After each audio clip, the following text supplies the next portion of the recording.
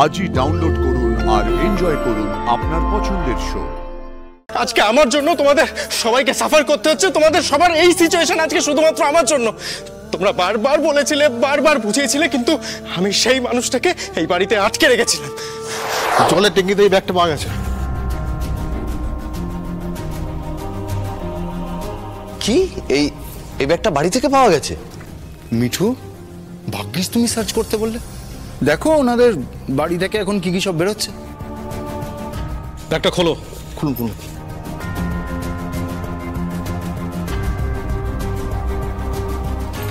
Sir sir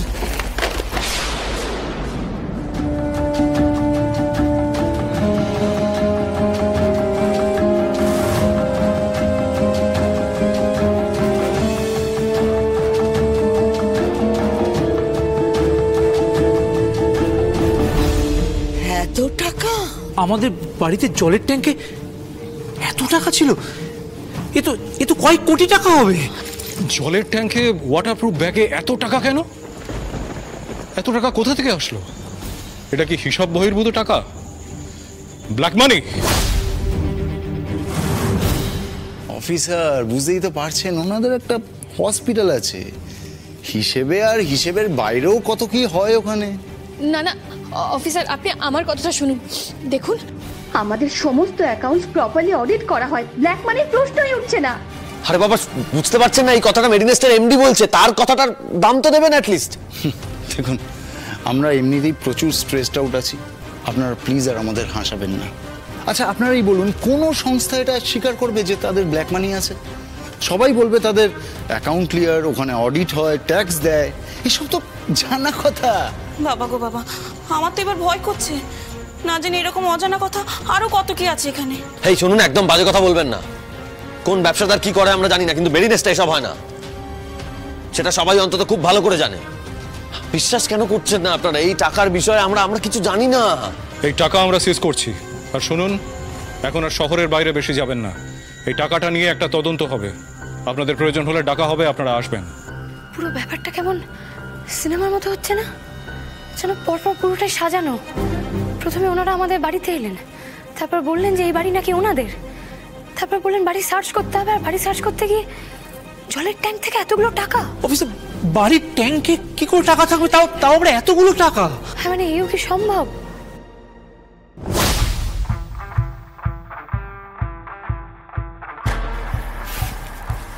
কি ব্যাপার sir, ডেঙ্গুর ওষুধ দেবো, ছাদের সিট একটু দেখিয়ে দিন না।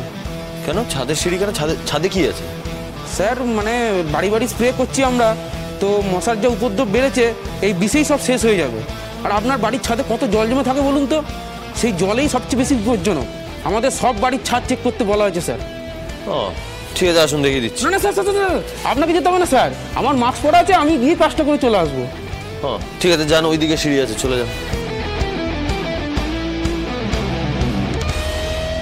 ওনার হাতে একটা বড় ব্যাগ ছিল, সাধারণত এরকম পরিষ্কার করতে হলে এরকম ব্যাগ থাকে না, কিন্তু আমি তখন অত কিছু ভাবিনি। লোকটা চলে গেল ছাদে। বাবা, কি অসীম ক্ষমতা আপনাদের! এর মধ্যে একটা গল্প বানিয়ে ফেললেন। ডাক্তারের সাথে গল্পটা লেখেন দেখছি, খুব ভালো। হ্যাঁ, আপনি এত কথা বলছেন কেন? আপনি জানেন আমাদের সাথে পরপর কি কি ঘটনা ঘটে গেছে? শুনুন, কল্পনা করে না গল্পে তো এত বিভীষিকা ঢোকানো যায় না। বাস, যথেষ্ট হয়েছে। এবার এই গল্প কাছে থামান।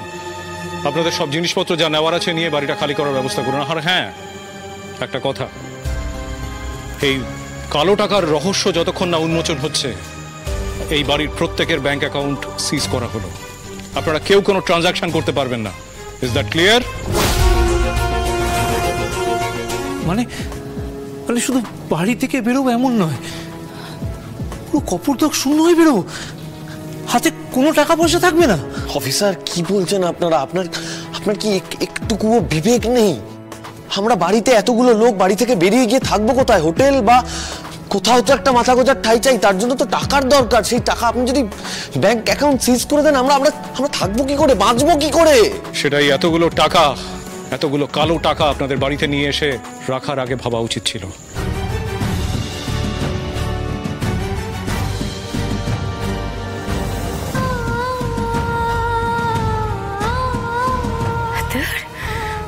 বাবু কোথায় আপনি? এখনো যদি আপনারা নন কোঅপারেশন করেন আপনাদের সবাইকে অ্যারেস্ট করতে বাধ্য হব আমরা। আমাদের কাছে কিন্তু আর কোনো অপশন নেই। তাই অনুরোধ করছি আপনারা কোঅপারেট করুন। এখানে যা কিছু আছে আপনারা গুছিয়ে নিয়ে বাড়িটা খালি করে বেরিয়ে যান। কি কি কি কি খালি করে নিয়ে যাব বলো তো বাবা? এই বাড়ির প্রতিটা কোণে কত স্মৃতি জড়িয়ে আছে, সেসবকে সাথে করে খালি করে নিয়ে যাওয়া যায়? না না, আমি কোথাও যাবো না, আমি যাবো না, কোথাও যাবো না। আমি বসলাম, এই বাড়ি ছেড়ে আমি কোথাও যাবো না। আরে আরে আরে আপনি কি করছেনটা কি? এই আপনারা হাঁ করে দাঁড়িয়ে আছেন কেন? তুলুন ওনাকে। খবরদার, কেউ এক পাও করবেন না, ওনার গায়ে কেউ হাত দেবেন না। ওনার কাছে এটা শুধু বাড়ি না, এটা ওনার অস্তিত্ব, এটা ওনার পরিচয়। ওনার মতন বয়সী একজন মানুষকে যদি তার কাছ থেকে তার অস্তিত্ব কেড়ে নিয়ে বেদখল করে দেওয়া হয়, তাহলে ওনার মনের মধ্যে কি চলতে পারে সে সম্বন্ধে আপনাদের কোনো আইডিয়া আছে? যদি আইডিয়া না থাকে তাহলে সে ধারণাটা তৈরি করুন, অ্যাটলিস্ট ওনার সাথে সেন্সিবল আচরণ করুন। আমি কি করেছি, কি করলাম এটা? আমি আমার জন্য পুরো বাড়ির এত বড় সর্বনাশ হয়ে গেল। না, আমার ভুল, আমি ভুল করেছি, সব ভুল আমার। আজকে আমার জন্য তোমাদের সবাইকে সাফার করতে হচ্ছে। তোমাদের সবার এই সিচুয়েশন আজকে শুধুমাত্র আমার জন্য। তোমরা বারবার বলেছিলে, বারবার বুঝিয়েছিলে, কিন্তু আমি সেই মানুষটাকে এই বাড়িতে আটকে রেখেছিলাম। আমার ছোটবেলায় সেরকম কিছু মনে নেই, তবে একটা কথা না আমার খুব কানে বাজে, জানো তো? তুমি বলতে পাবলো খুব ভালো ছেলে। পাবলো আর যাই হোক কাউকে কষ্ট দিয়ে দুঃখ দিয়ে কোনোদিন কোনো কথা বলবে না, কোনো কাজ করবে না। আমি আর সেই ভালো মানুষটা নেই মা, আর সেই ভালো ছেলেটা নেই। আমি আমার সব থেকে কাছের মানুষদের সব থেকে বেশি কষ্ট দিয়ে ফেললাম। আমি আর তোমার ভালো ছেলেটা হতে পারলাম না মা।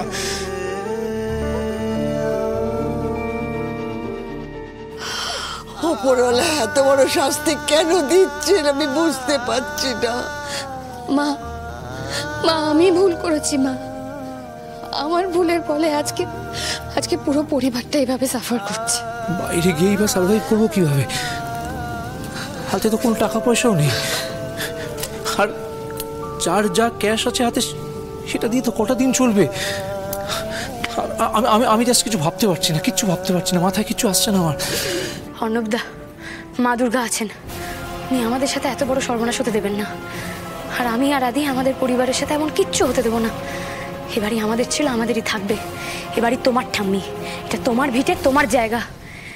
তুমি এই বাড়িতে ফিরবেই, আমরা সবাই এই বাড়িতে ফিরবো, আমরা সবাই আবার আগের মতো থাকবো, হেসে খেলে থাকবো, কেউ কিচ্ছু করতে পারবে না আমাদের।